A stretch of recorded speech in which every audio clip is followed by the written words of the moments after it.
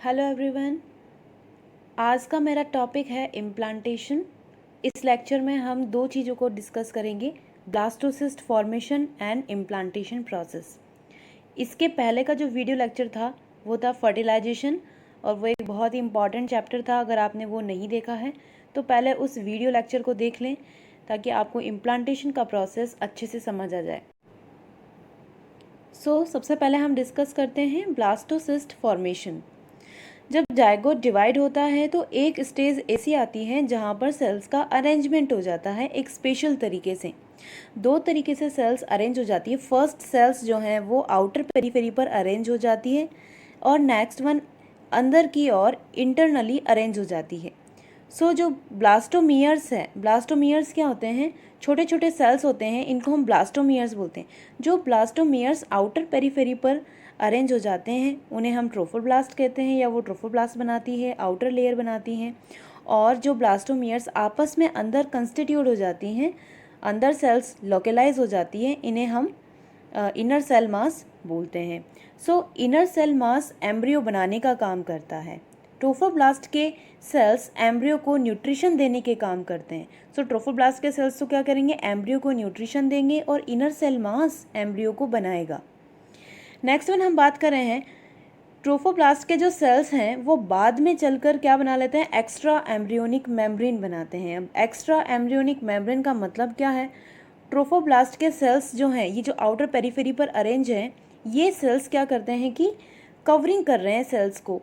तो जो चीज़ कवर करने के काम आती है उन्हें हम क्या बोलते हैं? मेम्ब्रेन बोलते हैं। तो ट्रोफोब्लास्ट के जो सेल्स हैं, आउटर सेल्स हैं, वो क्या करेंगे? एक्स्ट्रा एम्ब्रियोनिक मेम्ब्रेन बनाएंगे, जिनसे बाद में कोरियन, एमनियन और प्लेसेंटा का फॉर्मेशन होगा। नेक्स्ट बात करते हैं हम ट्रोफोब्लास्ट के वो सेल्स जो अंदर की ओर हैं, मीन्स यहाँ से यहाँ तक आउटर पेरीफेरी में ट्रोफोब्लास्ट के सेल्स हैं। लेकिन कुछ सेल्स ऐसे भी हैं ट्रोफोब्लास्ट के जो इनर सेल मास के साथ में कंस्टिट्यूट हो रहे हैं। हम कह सकते हैं कि इस एरिया से लेकर इस एरिया तक के सेल, ये वाले जो सेल हैं, ये इनर सेल मास के साथ भी जुड़ रहे हैं, कनेक्ट हो रहे हैं। वो सेल्स रूबर के सेल्स कहलाते हैं, या हम कहेंगे इनको रूबर्स के सेल हम बोलते हैं। Development of embryo. अगर हम एम्ब्रियो के डेवलपमेंट के स्टेजेस को समझे तो फर्स्ट है एग था, देन स्पर्म अवेलेबल हुआ और जायगोट बन गया। फिर जायगोट में क्या हुए? क्लीवेज हुए। अब क्लीवेज होते क्या हैं? क्लीवेज सीरीज ऑफ डिविजन्स होते हैं, जिससे जो फर्टिलाइज्ड एग सेल है, या हम कहें जो जायगोट है, वो मल्टी सेलुलर स्टेजेस में ट्रांसफॉर्म होता है। जैसे जायगोट में क्लीवेज हुआ तो 2 सेल स्टेज आई, देन 4 सेल स्टेज आई, देन फर्दर क्लीवेज हुए, फिर ब्लास्टुला बना, फिर ब्लास्टुला के बाद में मोरूला बना, मोरूला 16 सेल स्टेज आई, और देन फाइनली ब्लास्टोसिस्ट बना। जो इम्प्लांटेशन होगा वो ब्लास्टोसिस्ट का ही होगा। Now implantation process. ब्लास्टोसिस्ट के फॉर्मेशन को हमने देख लिया, और इम्प्लांटेशन में मैंने आपको बताया कि जो ब्लास्टोसिस्ट है वो ही इम्प्लांट होगी। इम्प्लांटेशन प्रोसेस में बेसिकली होता क्या है? ब्लास्टोसिस्ट का यूटेराइन वॉल से अटैचमेंट ही इम्प्लांटेशन है। फर्टिलाइजेशन के 7 दिन बाद ये इम्प्लांटेशन प्रोसेस होता है, और इम्प्लांटेशन के प्रोसेस में जोना पेल्यूसिडा का बहुत ही इंपॉर्टेंट रोल होता है।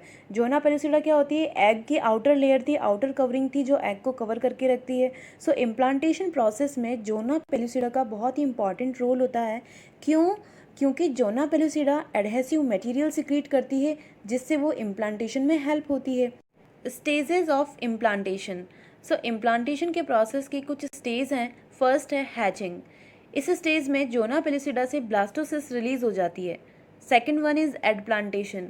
इस स्टेज में ब्लास्टोसिस्ट क्या होता है? स्लोली रोल होती है, वह इनर सेल मास का अलाइनमेंट मेंटेन करती है।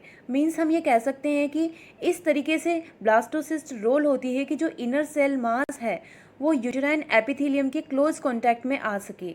इसे हम एडप्लांटेशन स्टेज कहते हैं। Third one is opposition.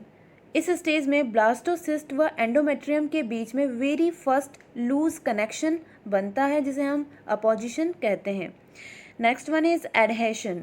इस स्टेज में ट्रोफोब्लास्ट एंडोमेट्रियम को पेनिट्रेट करते हैं, और ट्रोफोब्लास्ट की सेल्स का प्रोट्रूजन होता है, वो ट्रोफोब्लास्ट एंडोमेट्रियम के साथ में एडहेर हो जाते हैं। नेक्स्ट वन इज इन्वेडिंग या इन्वेजन। इस स्टेज में क्या होता है कि जो ब्लास्टोसिस्ट है वो कम्प्लीटली यूटेराइन वॉल में इन्वेड हो जाती है। यूट्राइन वॉल ब्लास्टोसिस्ट को कंप्लीट कवर कर लेती है।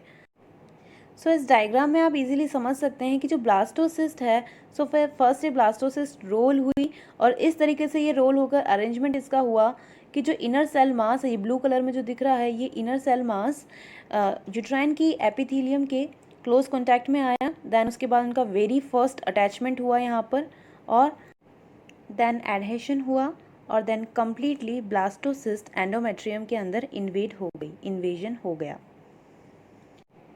सो इस डायग्राम में हमें इजीली समझ आ रहा है, ये ओव्यूलेशन से जो एग रिलीज हुआ, तो यहाँ पर जिसको हमने सेकेंडरी oocyte कहा था, वो एग यहाँ पर आ गया, और फर्टिलाइजेशन कहाँ होना था, फर्टिलाइजेशन होना था एम्पुला पार्ट में फैलोपियन ट्यूब के।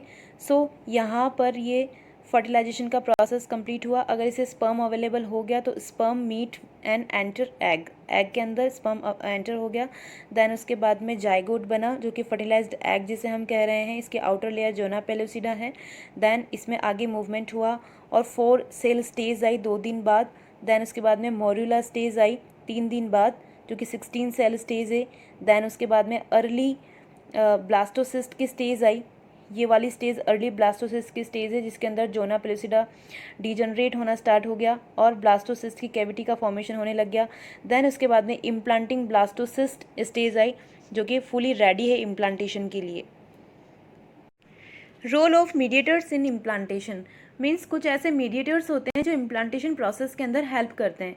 सो फर्स्ट है ईस्ट्रोजन। ईस्ट्रोजन क्या करता है कि एंडोमेट्रियम को प्रोलिफरेट करता है, मीन्स एंडोमेट्रियम की ग्रोथ में हेल्पफुल होता है।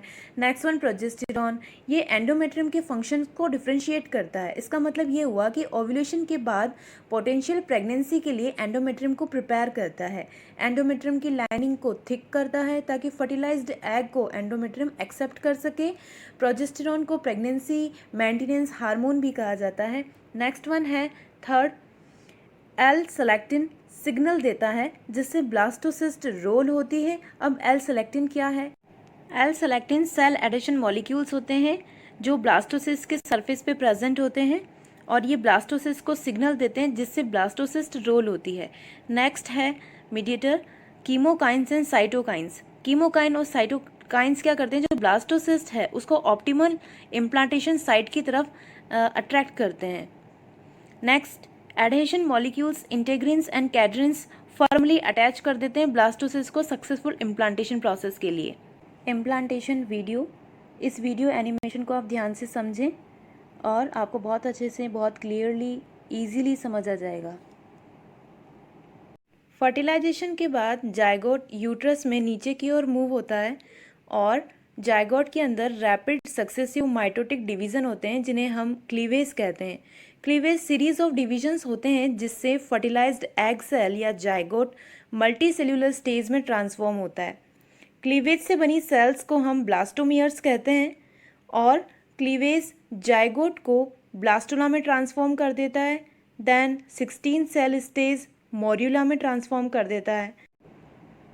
मोर्यूला देन ब्लास्टोसिस्ट स्टेज में ट्रांसफॉर्म होने लगती है और जोना पेलुसिडा से इसकी हैचिंग हो जाती है। हैचिंग के बाद ब्लास्टोसिस्ट डाउनवर्ड मूव होती है और एंडोमेट्रियम के अटैचमेंट में आने के बाद धीरे धीरे इसका इन्वेजन चालू होता है। मैटरनल कंपोनेंट्स के साथ में ब्लास्टोसिस्ट के टिश्यूज फ्यूज होते हैं और धीरे धीरे एंडोमेट्रियम कम्प्लीटली ब्लास्टोसिस्ट को कवर कर लेती है। इस प्रोसेस को हम इम्प्लांटेशन प्रोसेस कहते हैं। एमनियोटिक कैविटी एपीब्लास्ट में बनती है। देन सिंचियोट्रोफोब्लास्ट में लैक्यूनेस स्पेस होते हैं जहाँ पर मैटरनल ब्लड फ्लो स्टार्ट हो जाता है। Thank you so much. अगर आपको मेरा लेक्चर अच्छा लगा हो तो इसे लाइक करें, शेयर करें और सब्सक्राइब करें।